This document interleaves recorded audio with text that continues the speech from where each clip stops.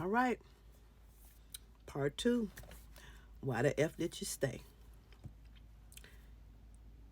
I'm not going through all 52 parts. I'm just going to highlight some things that stuck out to me.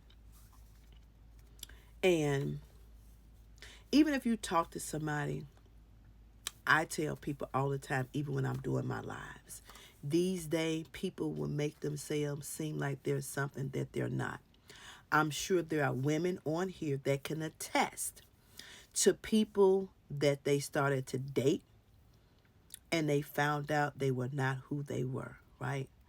And hopefully and prayerfully, it didn't go too far into relationship. But sometimes when people present themselves to be one way, they are totally something else. And then you invite them into your premises and you can't get them out because in some states they become a legal residence in your house. See, we don't really do a good job of checking and verifying.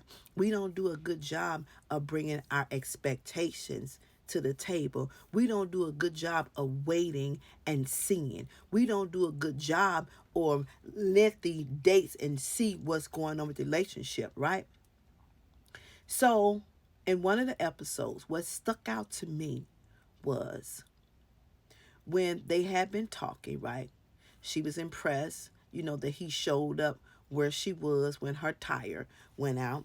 And she was impressed that he changed the tire and put the donut on. But she was more impressed and it had more impact when he took the car around and bought her a tire. There is a such thing as setting the stage, right? And he set the stage. That was how he set the stage to bait her into what he was baiting her into. Now, we don't know what conversation entail in detail. She's detailed about a lot of things, but we don't know what was said, right? But for what she did expose and what she did share with everybody were some key points to me that we really need to take a look at, right? And so the next key point for me in this whole scenario of who the F did I marry, and I'm asking why the F did you stay, the whole point to me in all of this is when she said that he was a professional person, right? That he had a high ranking position in a condiment company, right? And then she goes on to say that it was around about COVID time, but he stayed in a studio apartment and she had, I'm assuming from her description, like a townhouse, 3 bedrooms and 2 baths, right? Or a single family home. It could have been either one. And COVID was hitting, right? And they were still communicating, they were still having conversations about, you know, their relationship, building of their relationship, correct? And so the alert for me was when they was going to decide where they were going to quarantine at. Would it be at his studio or would it be in her house, right? But then ding ding ding, for me, you making all this money and you're staying in a studio apartment, that don't add up for me. And I know some people, because they make 6 figures or 7 figures, they're not impressive with their place of residence. But let's be honest, men like bachelor pads. And making that kind of money, he's not going to stay in a studio apartment. Why? He don't have to spend an abundance of money, but I'm sure he gonna need some room for later on down the line. She described all his clothes and his watches and his shoes and all this stuff. So then you go back. How are you going to fit all that stuff in a studio apartment? So there are some disconnects for me, right? And for us as women, we need to start paying attention a little bit more. We need to not be so quick to jump off into some things. We need not to. We need to pace ourselves. Again, people can make their mouths say anything. People can pretend to be an abundance of things. There is easy ways to trick an individual. There are easy ways to pretend to be something that you're not. But when people set the tone and they spread the jelly over that bread so good and make you feel all warm and fuzzy, oh, he bought me a tire and I just met him. Oh, he asked me to pin my location and I just met him. So what? Ask many men if they would have came to your location and changed your tire and bought you a new tire. Let's be honest. Go do an evaluation.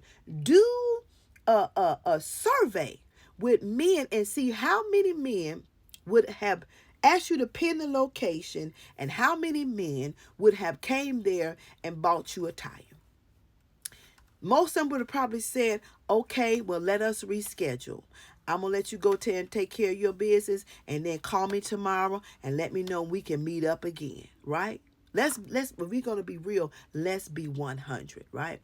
Don't act like it's out of the norm, because it's not. There is very few on somebody who not knowing you that they finna go ahead and buy you a tire. Because I asked the fellas last night at work and they was like, no, not doing that. I don't even know you. So why would I come around there and buy you a tire? Because I'm thinking you got AAA. So all that stuff gonna take care of that stuff if you got AAA. So she was impressed by the tire. But when she came back and she said that they decided to quarantine at her house, you don't even know this man. You do not even know this man. How will you allow him to quarantine at your house? Now, he done bought you a tire. And now you says in your videos that you live paycheck to paycheck and he didn't have to, and you didn't have to pay any bills because he took care of all the bills. That's bait. That's grooming. That's a setup. That's game. Game at its finest. You quarantine at your house and I'm a quarantine at mine. Because I got the bigger space don't mean you get to quarantine in my stuff. So if you all feel that I'm wrong, I want y'all to put in the comments that I'm wrong. But I don't feel that I'm wrong. I don't know you like that. You can be a serial killer. You can be an axe murderer. Why would I allow you, right, to quarantine in my house because you put a new tire or a used tire on my car? That don't make sense. See, there is disconnects to me. And sometimes it makes you wonder if some of us as women, if our mental is not stuck on emergency stop in the basement and the elevator does not rise to the first floor. I'm just saying. Because we're impressed by things we should not be impressed by. We're not. You can buy your own tire. Get your own tire fixed. You already paying your bills. You said later down the line that your bills wasn't that much. So why do I need you to take care of me? Why do I need you to take care of my bills? And you was happy about that. You was ecstatic about that. So then it makes me question, is it a money thing? It makes me question. Now, I don't know it to be true because I don't know what's in your head, but it's suspect. It's very suspect. For somebody that you do not know, that you're so freely and so willingly allowing them to move into your house where you pay the rent and he is making 6 figures or 7 figures and he living in a studio apartment. That's what he's doing. And you're impressed because he told you he worked at this place and you don't know for sure if he worked there or not. Hell, I can say I'm an assistant to the president. Don't mean I'm actually the assistant to the president. I can make my mouth say whatever I wanted to say. But it does not mean that what I tell you is the truth.